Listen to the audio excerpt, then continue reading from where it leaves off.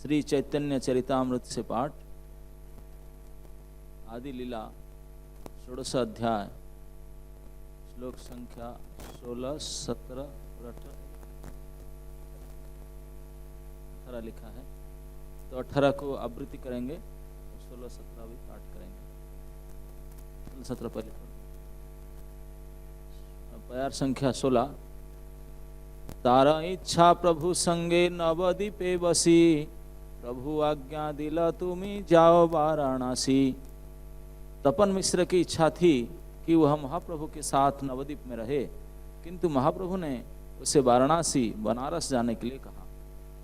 तहाँ आमा संगे तुम्हार हवे दर्शन, आज्ञा पाया मिश्र कैल काशीते गमन। महाप्रभु ने तपन मिश्र को आश्वासन किया कि वे पुनः वाराणसी में मिलेंगे। वह आज्ञा पाकर तपन मिश्र वहां चले गए। श्लोक संख्या 18 आवृत्ति करेंगे। प्रभुर अतर्क्य लीला बुझिते ना पारी, स्वसंग छड़ाया के ने पाठाय काशीपुरी। प्रभुर अतर्क्य लीला बुझिते ना पारी, स्वसंग छड़ाया के ने पाठाय काशीपुरी। प्रभुर अतर्क्य लीला बुझिते ना पारी, स्वसंग छड़ाया के ने पाठाय काशीपुरी।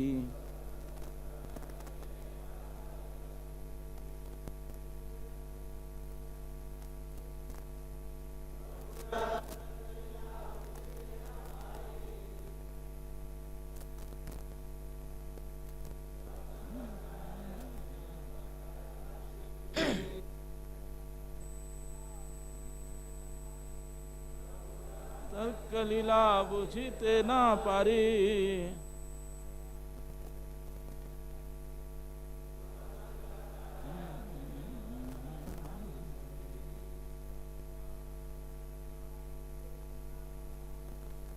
धीरा तर्क लीला बुझिते ना पारी।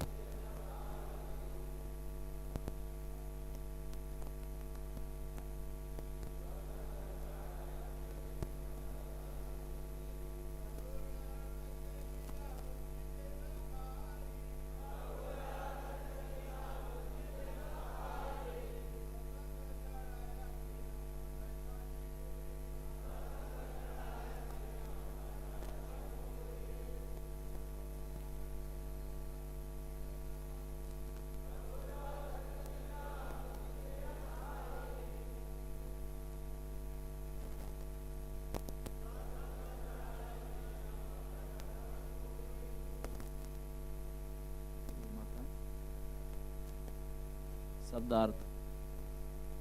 प्रभुर अतर्क्य लीला श्री चैतन्य महाप्रभु की अचिंत्य लीलाएं, बुझिते ना पारी, समझने के लिए असंभव है। स्वसंग छड़ाया, आपने संगति को छुड़ाकर केने पाठाए, क्यों भेजते हैं काशीपुरी बनारस को। अनुवाद और तात्पर्य शिला भक्तिवेदांत स्वामी प्रभुपाद जी के द्वारा। मैं श्री चैतन्य महाप्रभु के अचिंत्य लीलाओं को नहीं समझ सकता, क्योंकि तपन मिश्र महाप्रभु के साथ नवदीप में रहना चाहते थे, किंतु महाप्रभु ने उन्हें वाराणसी जाने का आदेश दिया। तात्पर्य। तपन मिश्र जब महाप्रभु से मिले थे, तब श्री चैतन्य महाप्रभु गृहस्थ जीवन बिता रहे थे और ऐसा कोई संकेत न था कि भविष्य में वे संन्यास ग्रहण कर लेंगे। किंतु तपन मिश्र को वाराणसी जाने के लिए कहने से यह सूचित होता है कि वे भविष्य में संन्यास लेंगे। और जब वे सनातन गोस्वामी को शिक्षा दे रहे होंगे तब तपन मिश्र भी जीवन के लक्ष्य तथा उसे प्राप्त करने के बारे में शिक्षा पाने के अवसर का लाभ ले सकेंगे। ओम अज्ञानं तिमिरान्धस्य ज्ञानाञ्जनशलाकया चक्षुरुन्मीलितं येन तस्मै श्रीगुरवे नमः। श्रीचैतन्यमनोभीष्टं स्थापितं येन भूतले स्वयं रूपकदा मह्यं ददाति स्वपदान्तिकं। वन्देऽहं श्रीगुरो श्रीयुतपदकमलं श्रीगुरोन् वैष्णवांश श्रीरूपं साग्रजातं सहगणं रघुनाथं नितं तं सजीवं साद्वैतं सावधूतं परिजनसहितं कृष्णचैतन्यदेवं श्री श्री राधा कृष्णपादान् सहगणललिता श्रीविशाखान्वितं स। नमो विष्णुपादाय कृष्णपृष्ठाय भूतले श्रीमते भक्तिवेदांत स्वामिनिति नामिने। नमस्ते सरस्वती देवे गौरवाणी प्रचारिणे निर्विशेष शून्यवादी। जय श्री कृष्ण चैतन्य प्रभु नित्यानंद श्री अद्वैत गदाधर शिवासादि गौर भक्त वृंद। हरे कृष्णा कृष्णा कृष्णा हरे हरे, हरे राम राम राम हरे हरे। हरे कृष्णा कृष्णा कृष्णा हरे हरे, हरे राम राम राम हरे हरे। हरे कृष्णा कृष्णा कृष्णा हरे हरे, हरे राम राम राम। ये हरे कृष्ण नाम कीर्तन ही महाप्रभु ने ये स्थापित किया कि यही साध्य है, यही साधन है। इसी प्रसंग में उन्होंने यही निष्कर्ष निकाला। श्री चैतन्य महाप्रभु ने अपने बाल लीला पूर्ण करते हुए कैशोर में प्रवेश करने से समय में जो स्टूडेंट कैरियर था उनका, स्टूडेंट कैरियर में इतने प्रतिभाशाली स्टूडेंट रहे तो उनका नाम लोगों को निमाई नहीं बोले, क्या बोल रहे थे? निमाई पंडित। पूरे आसपास में पूरे डिस्ट्रिक्ट में उनका नाम प्रसिद्ध हो गया निमाई पंडित के रूप में। तो पूरा करने के बाद, कोर्स कंप्लीट करने के बाद तो विवाह हो गया था उनका।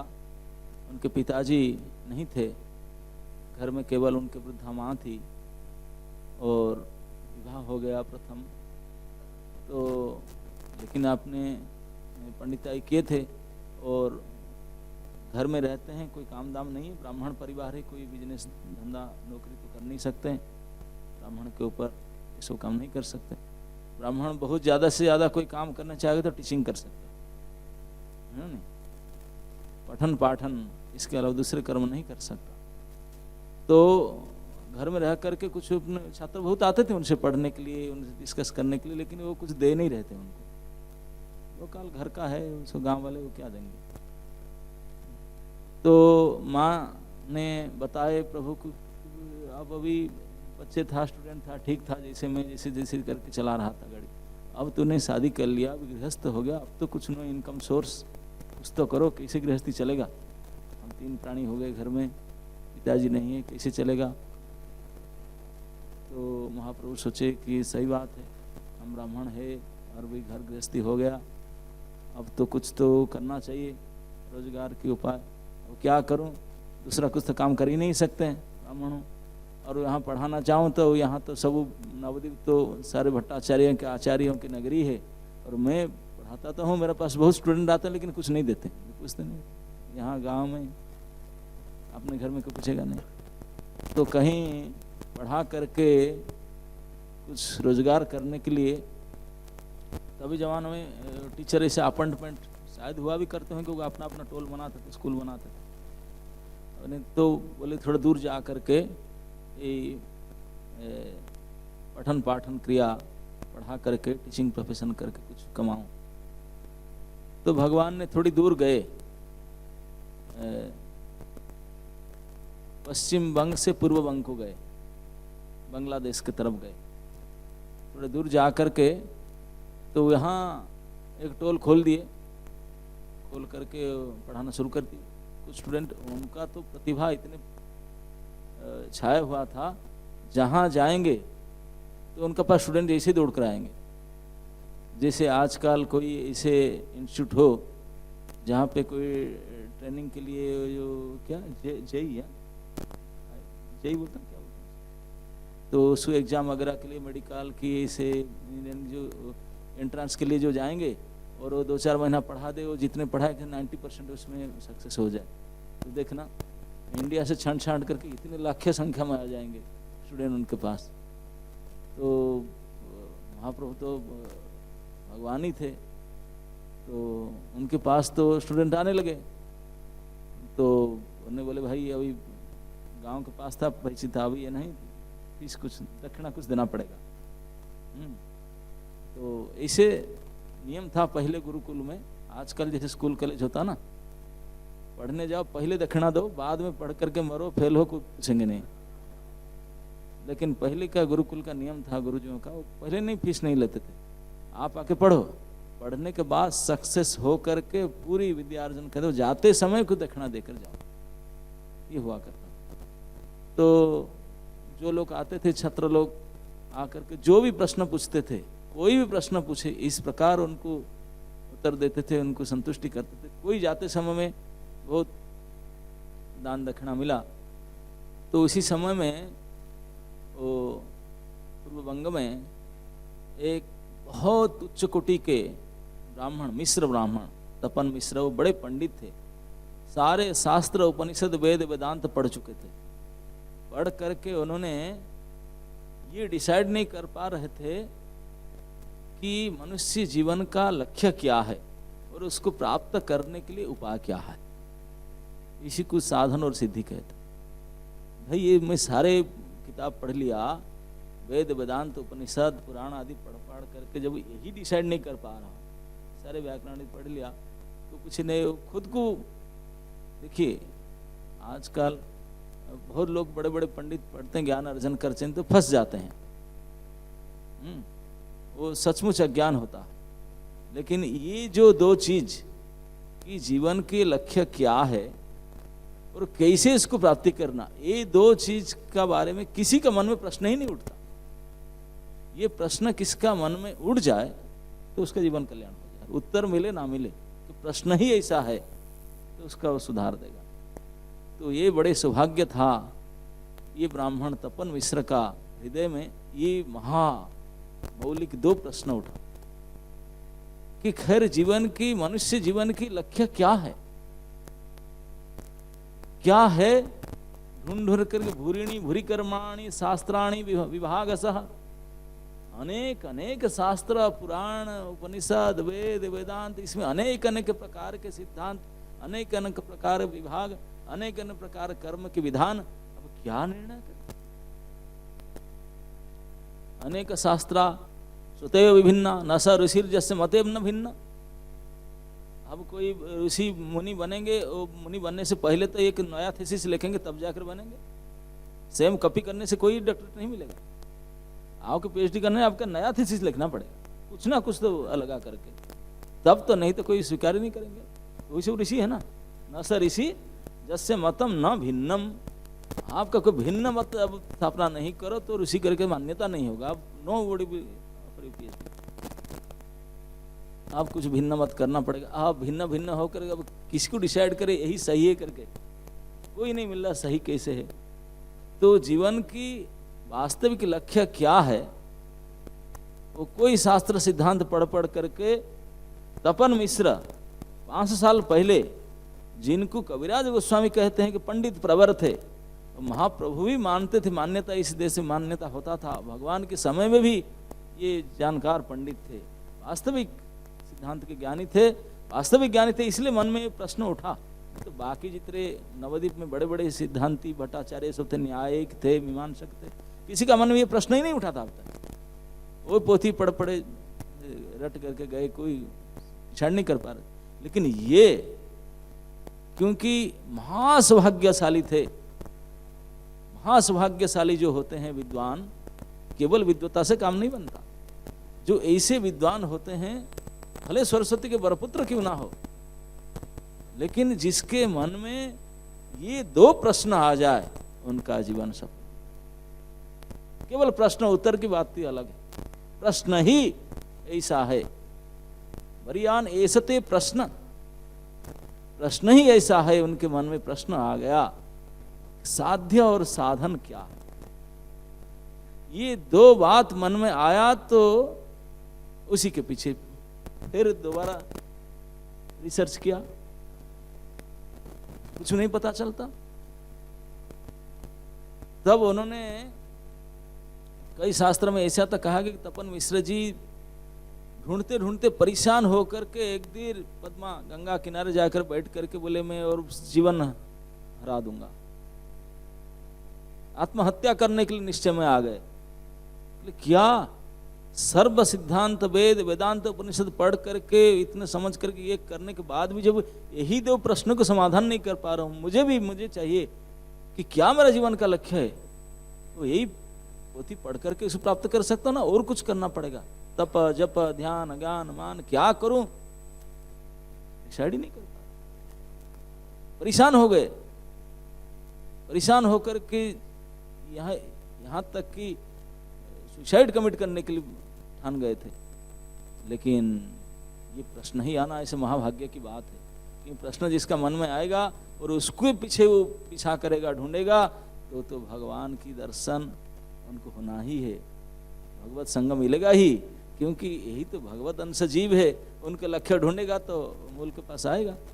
तो जैसे इसके पीछे उन्हें हाथ धोकर पड़ गया दो चीज के पीछे, तो मरने नहीं दिया गया। स्वप्न में भगवान तो वहीं थे, वही टीचर बनकर थे। अब जाएं क्यों, अब शटल फॉर्म में आ गए। हाँ, अब ग्रास में नहीं गए, शटल में पहले आ गए। वो अपने परेशानी में था, स्वप्न में आ गए। हटा स्वप्न में देखा एक ब्राह्मण आकर बोलते हैं कि क्यों ऐसे बेकार में ये करने जा रहे, चिंतित इतनी पता नहीं, जाओ ना, ये पंडित जी आए हैं ना, एक ब्राह्मण, उनके पास बता देगा, कौन सा बड़ी बात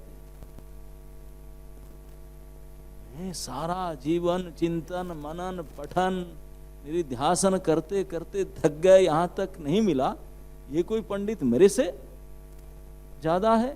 पंडित जो बोल रहा था उसी को देखे, ये बोल रहा है, इस पंडित के पास जाओ। वो एड्रेस भी बता दिया, पास का एड्रेस था। तैयार होकर कोई रात में उठ करके, तब जो इलेक्ट्रिसिटी था नहीं, रात में उठ करके दीप जला करके पानी निकाल करके वहां से किसी नहा धो करके सुबह से चल पड़ा जहाँ एड्रेस पता चला था, क्योंकि पूरा जीवन की ये इसमें था, किसी को ढूंढ नहीं निर्णय कर पा रहा। चल के जा करके पहुंच गया जहाँ महाप्रभु जिस घर में रुके थे, तो जाके पहुंच गया सुबह सुबह ही, मतलब ये गुरु पूजा के बाद होगा समय।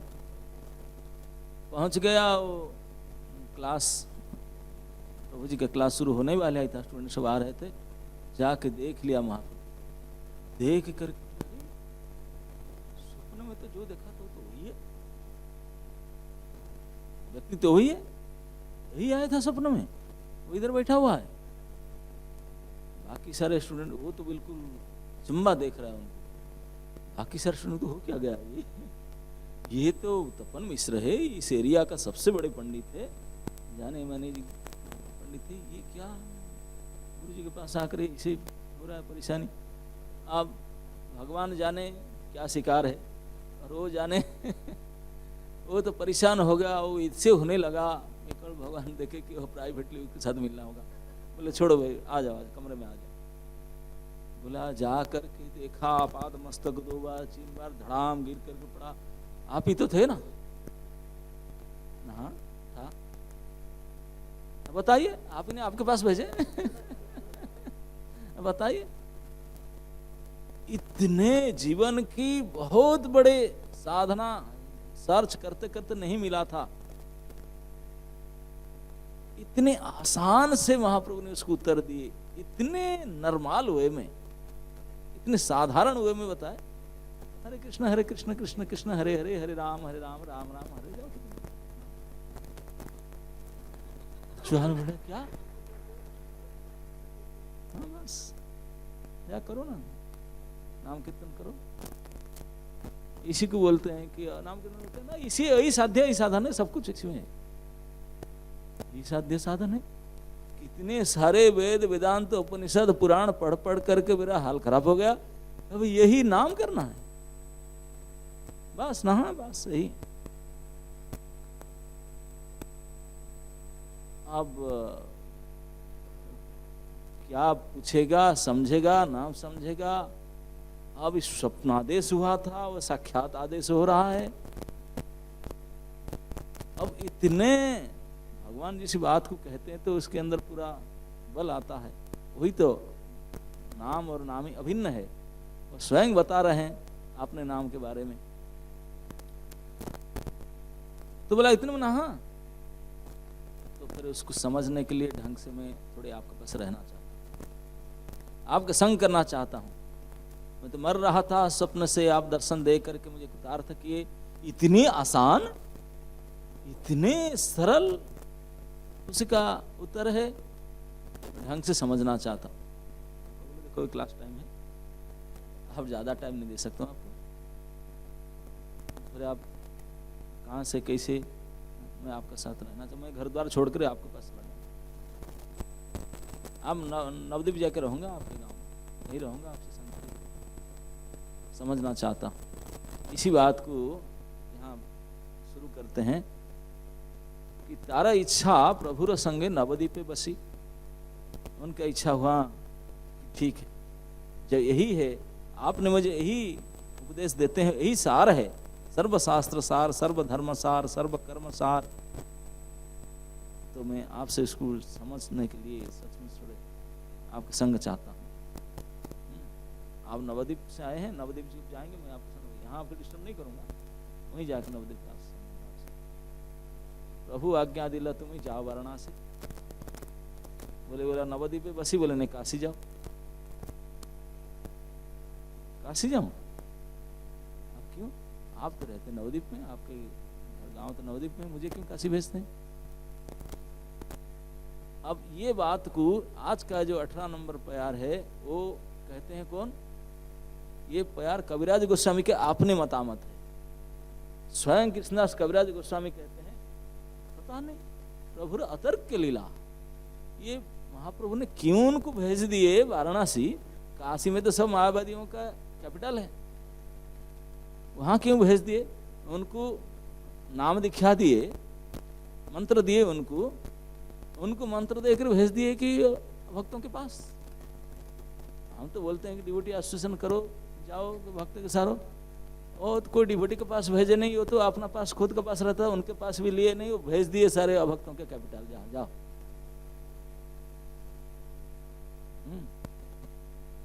अब उसका पीछे क्या रहस्य है, उसको स्वयं कृष्णदास कविराज गोस्वामी नहीं समझ पाए में चक्कर में पड़ते। वो विभिन्न लोग विभिन्न बात कह सकते हैं, तर्क कर सकते हैं, युक्ति दे सकते हैं, बोलते हैं कि कौन सा युक्ति कौन सा तर्क सही है, मैं कैसे समझूं।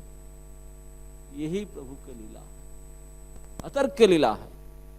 इसी को कहते हैं प्रभु तर्क से परे, तर्क और युक्ति से परे प्रभु का इच्छा क्या है, कैसे हम जान सकते हैं? प्रभु अतर्क की लीला बुझीते ना पारी, ये समझ में नहीं आता। स्वसंग छड़ाया, इतने बड़े इंपोर्टेंट व्यक्ति, इतने क्यूरियस व्यक्ति, ज्ञान से पुष्ट है, ब्राह्मण है, हर प्रकार में क्वालिफाइड है, और चाहता है अपने सर्वस्व त्याग करके, घर द्वार परिवार सब कुछ छोड़ करके आपके संग लेना चाहता है। आपका तो अवतार हुआ इसलिए वैराग्य विद्या निज भक्ति जोगम, ये वैराग्य को तुरंत स्वीकार करता है, भक्ति योग को ही स्वीकार कर लिया। फिर आप साथ में नहीं रखते और यहां भेज देते जहां बुरी हाल है। बोले वाराणसी, बोले यही अतर्क है, समझ में नहीं आता। लेकिन जो समझ में नहीं आता सभी को, जनसाधारण को, महाप्रभु भगवान क्यों करते हैं? भगवान की अंतरतम इच्छा क्या होता है वो केवल उनके निज जन ही कुछ समझ पाते हैं। कविराज गोस्वामी को पता था, लेकिन ये हम लोग के लिए कहते हैं ये समझना क्यों उसको भेज दी भाई, इसे कई प्रकार जाना। लेकिन उनके आचार्यगण जो अनुमान लगा करके, कोई भी हो, वही कारण हो सकता है। क्या वास्तविक कारण हो तो प्रभु स्वयं जानते होंगे।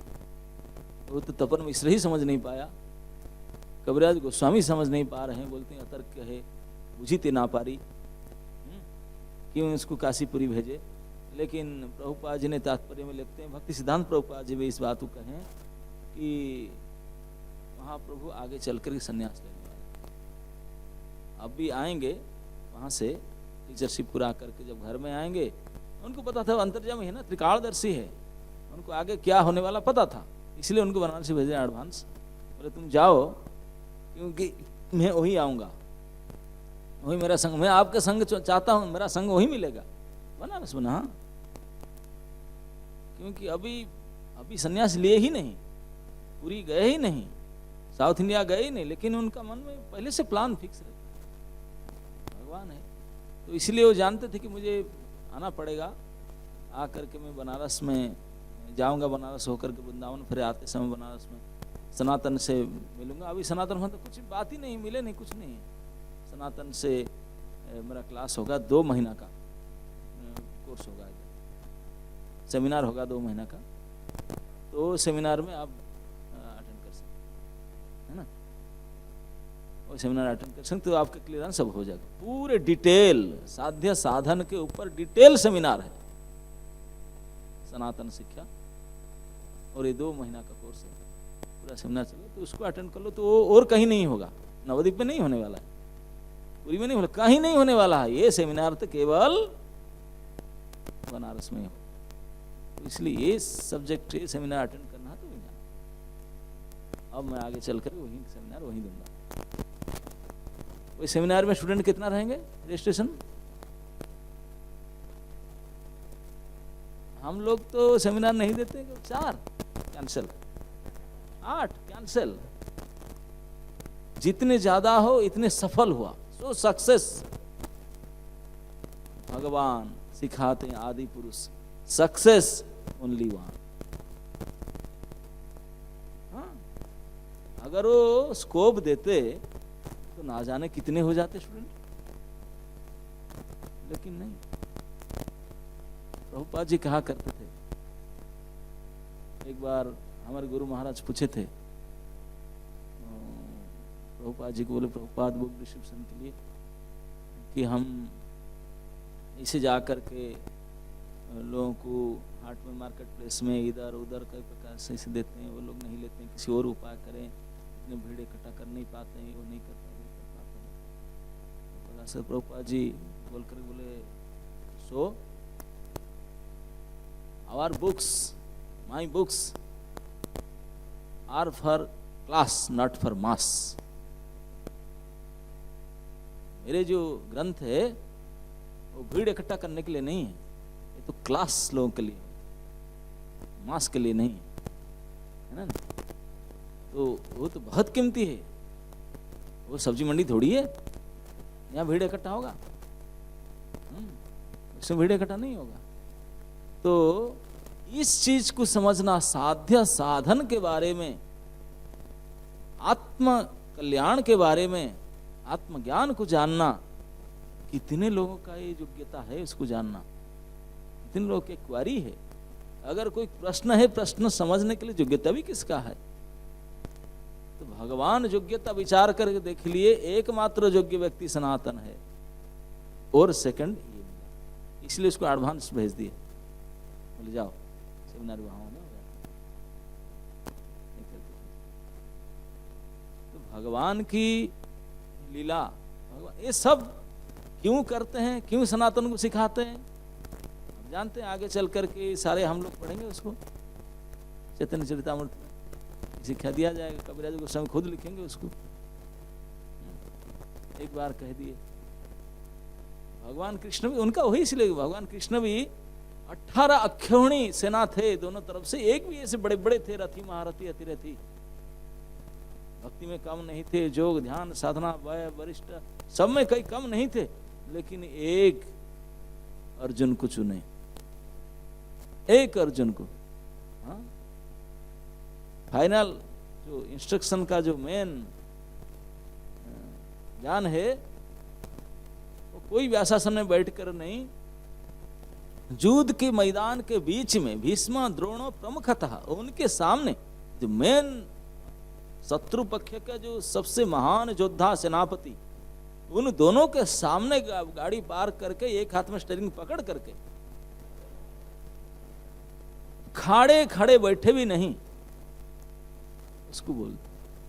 वो तो इतने बुखार में था, टेम्परेचर बोलता त्वक चाहिए परिदय हते, जलन हो रहा है, थर थर कांप रहा हूं, शरीर धनुष गिर जा रहा है। कोई क्रोसिन या कोई क्या बोलते हैं, कोई medicine no first aid nothing, first aid work शायद लिए भी होंगे पता नहीं गाड़ी में, रथ में वो कुछ नहीं किए, वही टच भी नहीं किए, बिना टच के स्पर्श के वही स्टीयरिंग पकड़े पकड़े वही कुछ बोले बातें, वो जो बातें वही खड़े खड़े बोल दिए। वो जुगपत पता नहीं कितने युग पर्यंत ये सबसे ज्ञान का मुकुट मणि के रूप में माना जाएगा, उससे बढ़कर कोई समझ कोई ज्ञान हो ही नहीं सकता। और किसको बोले? एक ही के अंडर भक्त उसी में सता रहस्यम उत्तम। ये रहस्य को समझने के लिए तू ही हो वास्तु जी। तो भगवान जानते हैं उनके मन की बात कौन बात समझेगा, और फिर उनके माध्यम से सारे दुनिया उनको सर पिटे। कितने सैकड़ों सैकड़ों भाष्य लिखते चले जाए, देखो जो जैसा समझना चाहे समझो, सबके लिए फिट, सबके लिए, वादी मायावादी निर्विशेषवादी शून्यवादी ओवादी आवादी सब, सबके लिए वही चलता है।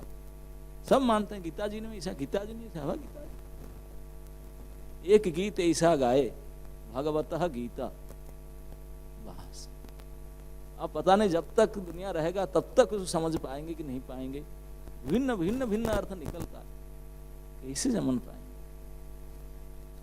ब्रह्मा जी जो साक्षात पुराण पुरुष भगवान के पुत्र, डायरेक्ट पुत्र, मतलब पत्नी के द्वारा नहीं, डायरेक्ट पुत्र, शिष्य, छात्र और उनके कार्यकर्ता गुणावता, वो समझ नहीं पाए, हाथ जोड़कर बोल रहे हैं कोवेति भूमन भगवन परात्मन जोगे स्वरति भवता स्त्रीलोक्याम क्व वा कथं वा कति वा कदेति विस्तारयन क्रीडसि जोगमायाम। ब्रह्मा जी कहते हैं हे भगवान, हे परात्पर पुरुष, हे परमात्मा, भगवान, हे भूमन, हे परात्मन, हे जोगेश्वर,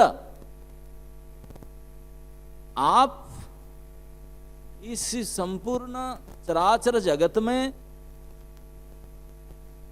जो खेल करते हैं, आपने जोग माया को विस्तार करके, आपने जोग माया के द्वारा जो क्रीड़ा जो लीला करते हैं, उनको कौन ऐसे संपूर्ण त्रिलोक में कोई मायके लाल है जो उसको जान ले? कैसे? क्वंगवा, कौन जाने? कथंगवा, कैसे, किस लिए, कब और कितने, कैसे जाने? क्वंगवा कथंगवा कतिवा कदेति, कैसे? कोई नहीं जान सकता। अगर कोई बोले कि मैं जानता हूं तो ब्रह्मा जी अपना स्टेटमेंट दे, जानंत एव जानंतु, जानंत एव जानंतु किंग बहुना बहुक्ति। मैं ज्यादा कुछ बोलना नहीं चाहता हूं, बहु उक्ति नहीं करना चाहता हूं।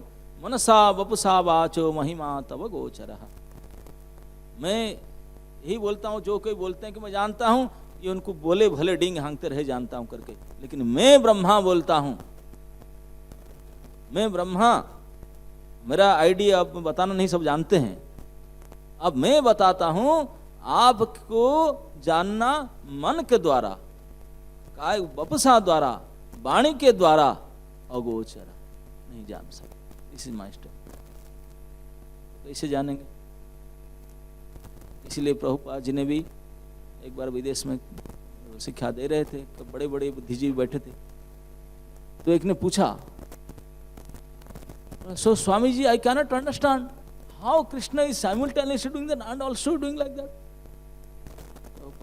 So you should understand that you cannot understand. है ना?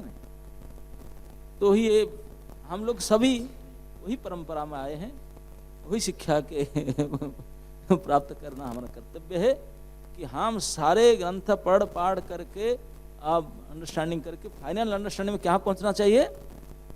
सो we should finally understand that we can not understand. Simply that. यही है भगवान की परिचय. This is his transcendental position. बस. कविराज गोस्वामी का क्यों बनारस भेजे, क्या करे, कुछ हम बोल सकते हैं लेकिन वही जाने. हरे कृष्ण.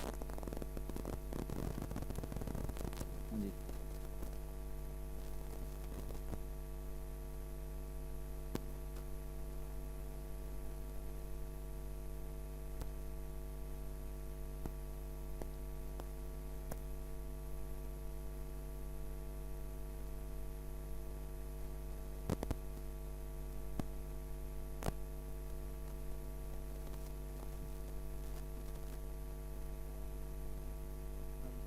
और साधन के प्रति नहीं होते हैं, स्पेशली मैं, तो इसका क्या हो सकता है?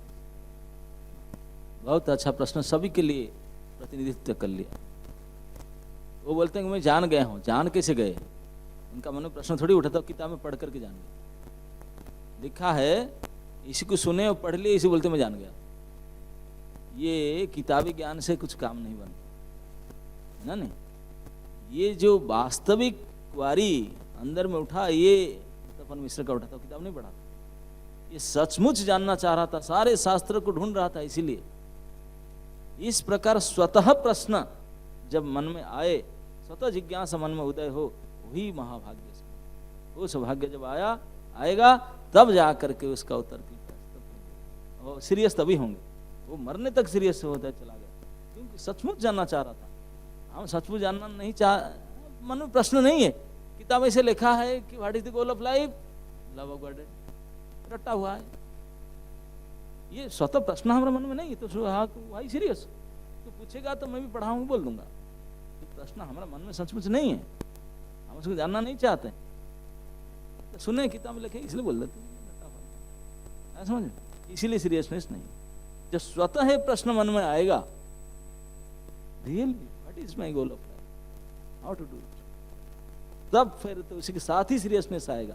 तो सीरियसनेस अलग चीज नहीं होता. प्रश्न के साथ गंभीरता आता है. आप जैसे सचमुच जब भूख लगा है तो अब खाने के ढूंढने के लिए कितने सीरियस होंगे.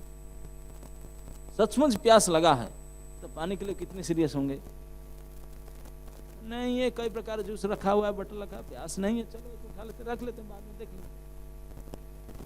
यही प्रकार का सचमुच हमारा मन में ये जिज्ञासा नहीं, क्योंकि हम उसका वो योग्यता नहीं है हमारे पास. जब ये आ जाएगा सचमुच हम उसी को जानना चाहते हैं हृदय से, वो कब होगा? जब आपने आपको पहचान लेंगे हम कौन है, तभी जाकर के प्यास उठेगा. यही नहीं हुआ तो कैसे जान लेंगे? अपने परिचय के बारे में अभी हम संदिग्ध है, स्वतः ज्ञान है. जी.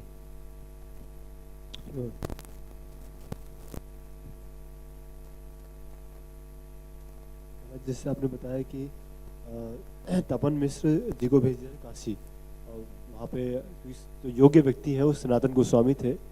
उनके वही योग्य थे समझने के, तो तपन मिश्र वो एक्स्ट्रा क्लास में आ जाएंगे, समझ जाएंगे. लेकिन अब ये मतलब प्रश्न यही, तपन मिश्र और सनातन गोस्वामी जी की योग्यता में अंतर क्या था? मतलब इतनी व्याकुलता थी समझने की, भक्ति भी थी, वैराग्य भी था, लेकिन सनातन वो जानना चाहते हैं कि वो सेमिनार में एक ही स्टूडेंट को रजिस्टर्ड किए थे, सनातन गोस्वामी को, ये एक्स्ट्रा स्टूडेंट लिए उन्होंने. तो इसमें दोनों में 2 स्टूडेंट में अंतर क्या था? जो दोनों को लिए तो दोनों ही स्टूडेंट थे, लेकिन अंतर यही था कि सनातन गोस्वामी ऑलरेडी जान चुके थे, वो जाने थे, वो उत्तर को जानते थे, लेकिन हमारे लिए वो पूछते थे कि अपने लिए नहीं जानना चाहते थे वो। सनातन गोस्वामी हम जैसे हुड़बकों के लिए ये एक सेमिनार अरेंज किए थे। हाँ, हमारे लिए सेमिनार अरेंज किए थे उन्होंने। और तपन मिश्र थे, वो रियल स्टूडेंट थे, उनको पता नहीं था, वो जानना चाहते थे। ओके,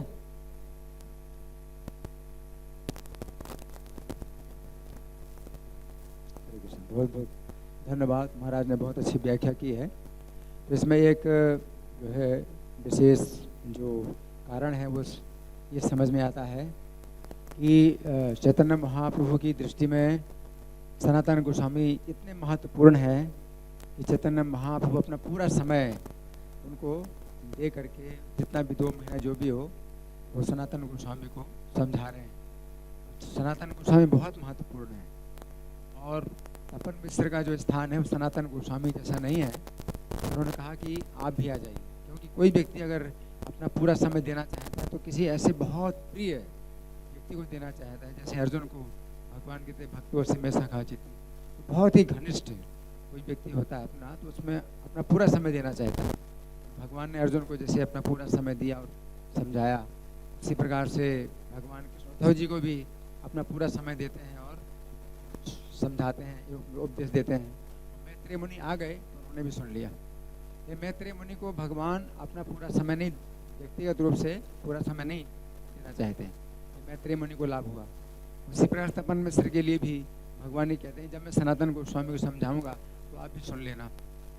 तो सनातन गोस्वामी बहुत निकट के हैं, बहुत प्रिय हैं, हमें इसका अंदाज़ा लगाना चाहिए।